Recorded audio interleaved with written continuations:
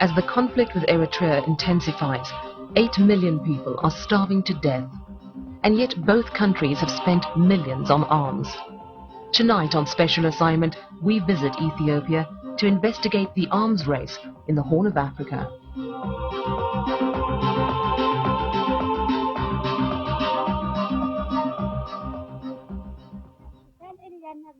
Meskel Belai says she was born some years after the reign of King Menelik II. She must be about 65. She's lived all her life in the village of Edagabi, in the province of Tigray, in northern Ethiopia. Meskel is looking for help. The village is almost deserted. Drought has forced the men and the younger people to take the animals and trek west in search of food and grazing. Many are soldiers fighting against Eritrea. The war front is not far from here.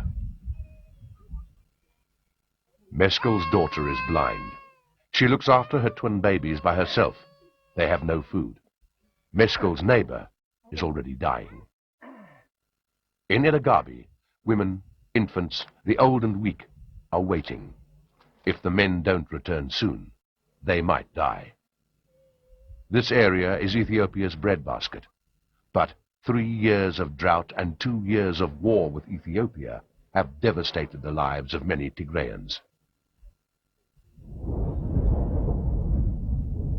As we leave Edagabi, the heavens open, but the farmers haven't planted. The first rains have come too late. Across Tigray, the search for food and grazing continues.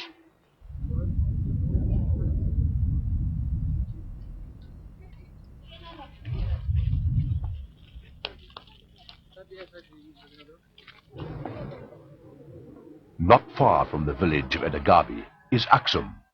Granite obelisks over 1,000 years old guard Ethiopia's most ancient and holy city. Pilgrims flock to the church of St. Mary of Zion to witness one of the most sacred events on the Ethiopian calendar.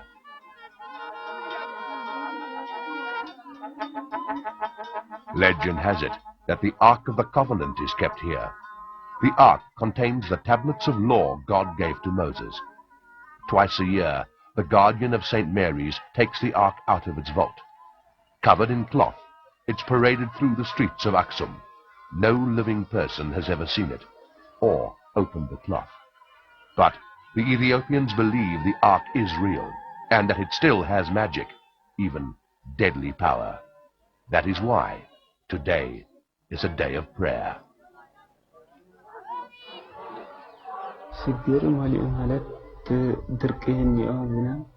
ኩናት ካብ ዝኾን ድርቂ ማለት ኩናት ድማ ህዝቡ ስለ ዝኸናኡ ማለት ህዝቢ ሰላም እዩ ዝደሊ ነይሩ ግን ተሸጊሩ ሰብ ሃገሩ ከይወረር ስለ ዝኸደ ድማ ብጣዕሚ ወሽግር ነይሩ ማለት ናኡ ስለ ዝኸደ Aksum is on the front line with Eritrea.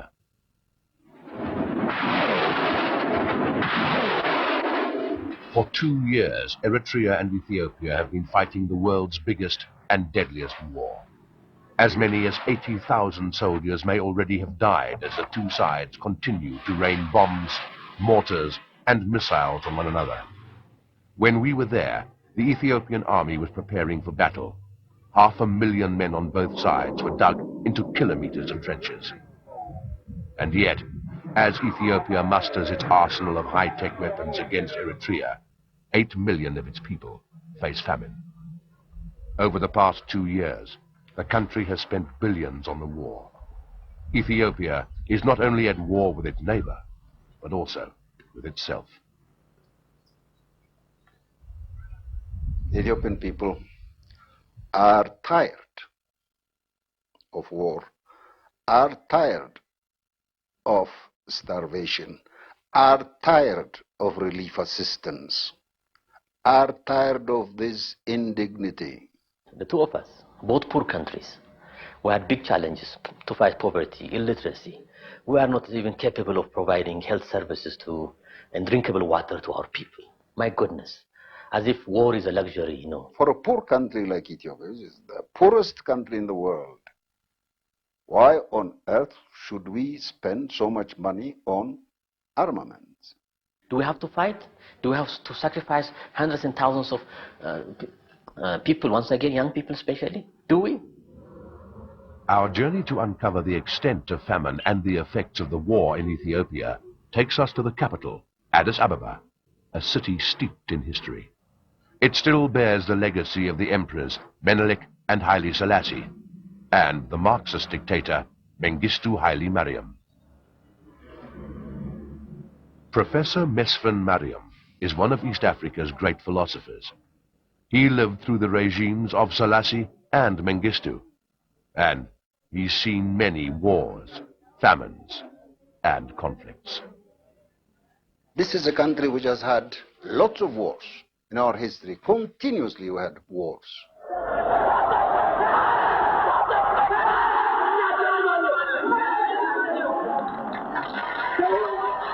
Only 9 years ago, Ethiopians managed to rid themselves of one of Africa's most notorious dictators, Colonel Mengistu Haile Mariam. For more than 15 years, he ruled Ethiopia, crushing any opposition through fear and repression. His rule became known as the Red Terror. He also assembled one of the biggest armies in Africa.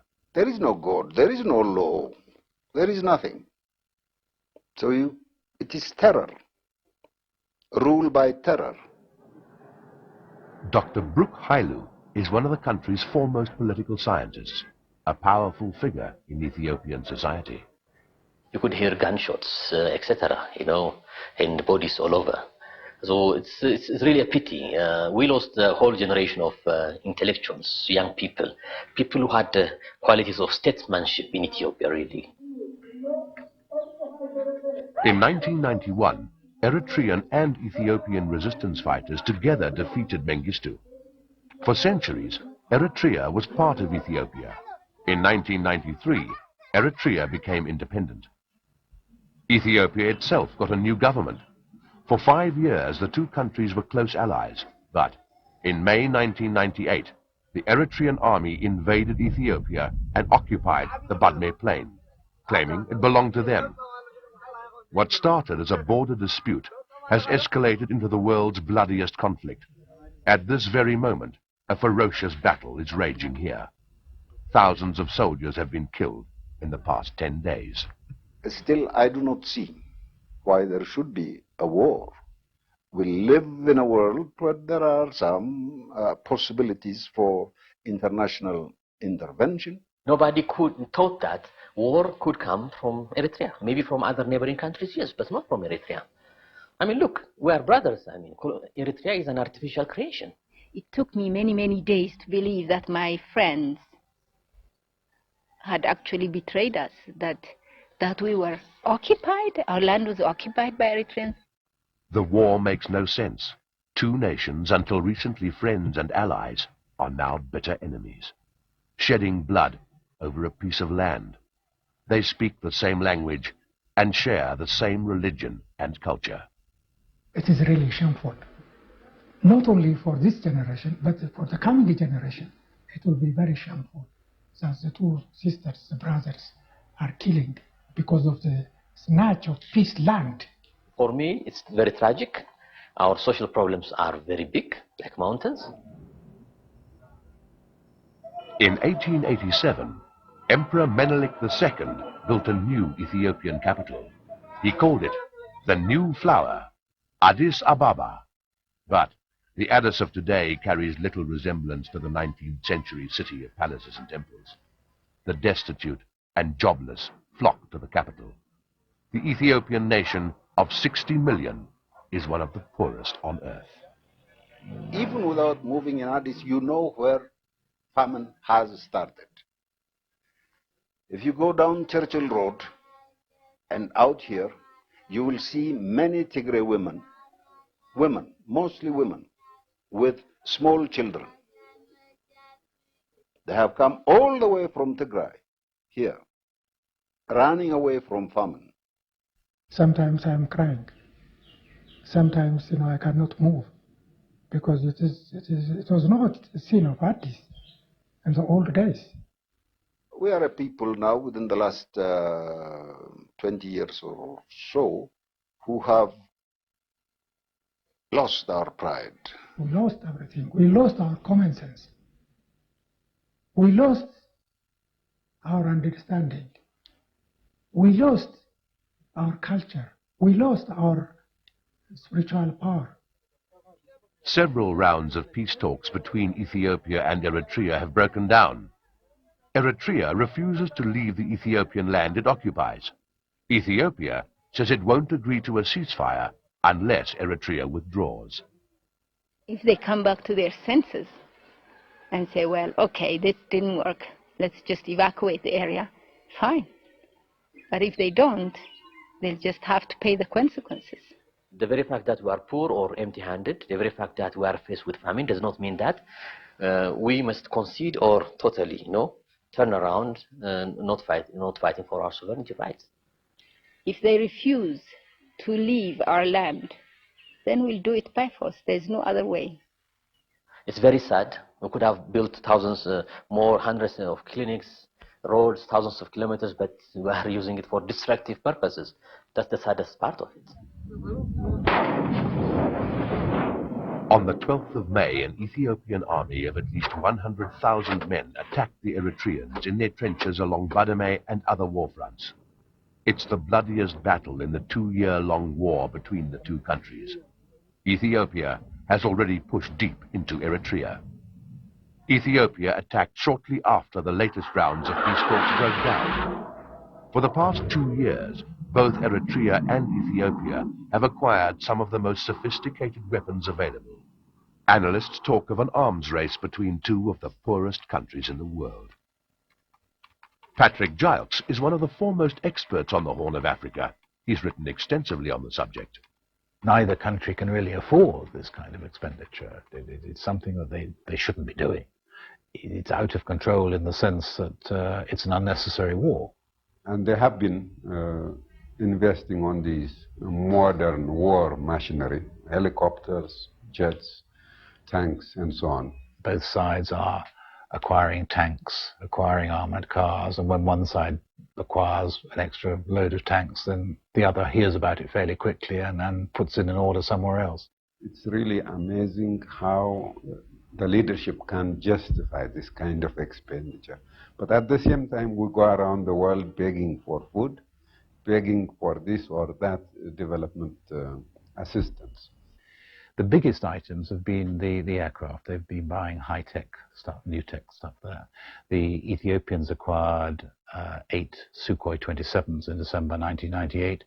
The Eritreans acquired 8 MiG-29s at the same time. The republics of the former Soviet Union have become valuable markets for Ethiopian and Eritrean arms buyers. They have a surplus of arms that are relatively cheap. Russia is known to have sold to both countries. The packages for the MiG-29s and the Sukhoi 27s, which were both acquired in December 1998, has been largely put at about $120 to $150 million per side. Ethiopia has also acquired attack helicopters from former East Bloc countries and bought 100 tanks from Bulgaria. According to analysts, it might have spent about 400 million American dollars, or approximately 3,000 million rand on the war effort in the last year alone. One of the things that's interesting in this context is that both sides have had to pay cash up front. Nobody's been doing this on a long-term basis. I think it will destroy both societies. Destroy in the sense that already people are feeling the effects of the war. Eritrea certainly is hurting very badly economically, far more so than it admits. And the same certainly applies to Ethiopia, but Ethiopia is bigger. There may be about 400 to 500,000 soldiers on the Ethiopian side along the conflict area. Ethiopia has been severely criticized for recruiting so-called peasants into the army, especially at the start of the war. They recruited peasants, trained them for short periods of time, and then ran to the conflict area and drove them in masse. This Eritrean army video shows Ethiopian soldiers advancing on the Eritrean trenches at Chorona in March last year. Eritrea says it killed thousands of Ethiopians. 2 weeks before this battle, Ethiopians had driven the Eritreans back. Neither side releases any casualty figures. How many of your soldiers have died in this war? I am sorry, but I cannot disclose numbers to you right now. How many of your soldiers have died in this war? Very few, comparative to the losses of the other side. They have suffered heavy casualties because they are the ones, you know, who have had more soldiers at Badme than we did. Our losses have always been minimal. Yes, figures have been coming out and people have been speculating, but they have been wrong all the time. People are suggesting that something like 35,000 have been lost on each side, so a total of, say, 70,000. Wounded will be as more, if not more, again. That figure is now much higher. Pictures released by the Ethiopian authorities indicate that the Eritreans were humiliated in the latest offensive. Many more have died in the past 10 days. We have an army sitting on our territory. What choice do you have? It could be resolved by peaceful means. There is no reason why we should sacrifice people in a senseless conflict like this one. It's senseless and mad that he did that, but it's not senseless and mad that we're defending ourselves. Madness is a symptom of aggressors. Greed, which makes any battle senseless. The Ethiopian government claims that the war and the famine are not related. Is it true? And what is the effect of the war on the lives of ordinary Ethiopians? To see the effects of the war, we headed for the province of Tigray, in the northeast of the country. This is the front line with Eritrea. It's a land steeped in history and legends, the cradle of religion in Ethiopia. It's famous for its rock-hewn churches. Caravans of camels carry blocks of salt from the Danakil Desert in the east to the salt markets in the west. In Tigray, we met up again with Netzanet Asfar, a member of parliament of the ruling Ethiopian People's Revolutionary Democratic Front. We're sitting at a place called the Temple of the Moon. This is a structure which is believed to have been a temple around 1200 BC. We are custodians of one of Africa's greatest civilizations. That's why I'm proud of it. With Netzanet Asfar as our guide, we traveled across Tigray.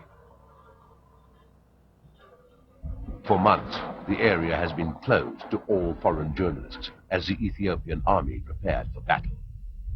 Thousands of troops, tanks, and cannons were moving to the front. We were not allowed to film them. I never for 1 minute worry about losing because I know we can't lose. It's impossible to lose. Tigray has borne the brunt of the war. Many towns, factories, and military installations have been attacked and bombed. In June last year, an Eritrean cluster bomb hit a school in the Tigrayan capital of Mekelle. More than 50 children and adults were killed. The whole of Ethiopia rose up in arms and said, we're going. The Eritrean miscalculation was very, very obvious in this. They thought that if you hit Tigray, the whole of Ethiopia will crumble. A hill not far from the Badame front. A song for Eritrean President Isaias Afwerki.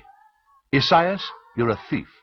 The vultures are picking your bones, they sing.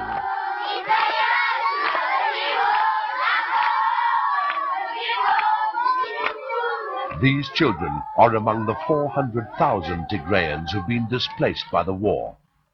Many now live in caves and have to be fed. 13 babies were born on this side in a cave. Many more were born on the way while the women were running from the Eritrean soldiers. 58 schools have been closed in only one area. All the clinics have been destroyed. All the churches and their treasures have been taken away. Imagine, we're talking about churches in Ethiopia and their treasures, and they've all been looted. Recently, The situation in Tigray has got worse. Eritreans have fled the war and come to Ethiopia. In the past few months, many arrived as Eritrea prepared for the big battle. Tekli Aradom is 71 years old. He says he was called up for duty. They took all my children, and then they said that I also have to participate. I thought this was too much. I can't help them. 54-year-old Godar Gebreyesus and his sons arrived in Ethiopia a year ago. I was already recruited a year before last to be a soldier. So I decided that I have to save my life. Another son. What okay, he was with the cattle. He's just coming. That's why he's giving him a kiss. Just after he had left, Godar's wife discovered that she was pregnant. She had arrived with her youngest in Ethiopia only 4 days before we met her. Yeah, I gave him the name Hagos, which means joy. So you can imagine what I feel. So he's a very proud father.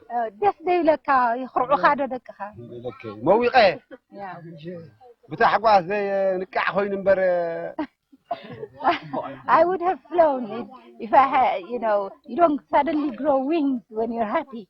Had it been so, I would have been floating, he said, when I saw my family together again. Hundreds of Eritrean army deserters and young recruits have recently arrived in Ethiopia. His name is Abrahalle. He's 17. I was a soldier of the Eritrean army. We were 4 in the family, and they took 3 of them, and they never came back, and I was the only one left. So I just came to save my life. They have made homes empty. 4 of my brothers are already in the trenches. I was the 5th. I have saved myself. Tigray is hundreds of kilometers away from the famine-stricken south and southeast Ethiopia. And while the world's attention has been focused on those areas, another famine is developing in Tigray itself. It seems to me that the small rains have failed anyway. The big rains are supposed to come in June. If they don't, the famine that's starting will be very intense. The proportion of able-bodied peasants has decreased significantly. The war has meant that people couldn't produce food. Who finances all of this? Ethiopian peasants and the Ethiopian people incessantly. We would have built schools and clinics instead of spending money on fighting, He has to pay all sorts of contributions. He has to sell more for that, and then starve. 130,000 people live in the Edagarbi region in central Tigray. Half of the people need food. 12,000 have already left their land to look for grazing or work. Meskil Belai, her daughter, and her grandchildren are kept alive only by the handouts of others. The administrator of the area says some people have already died. ከምዚ ነይሩ ይፈልጥን ሕዚ ምናልባሽ 77 ከምኡ መሰለ ድርቅ ነይሩ ይበሃል ግን ኣብዚ ኣነ ዘመሓድረሉ እዋን ግን ሕዚ እቲ ዝኸበደ ድርቅ ዘሎ Across Tigray, trucks are trying to bring food to the hungry. As a result of the war, the nearby Eritrean ports have all been closed. Relief has to be trucked in all the way from the port of Djibouti. What should have been a one-day drive is now a week-long journey. 3 recurrent years of no rain means there's going to be a lot of suffering. Even with the food coming and medicine, but we just hope, and we hope the world will also pray for us that we get the rain in June.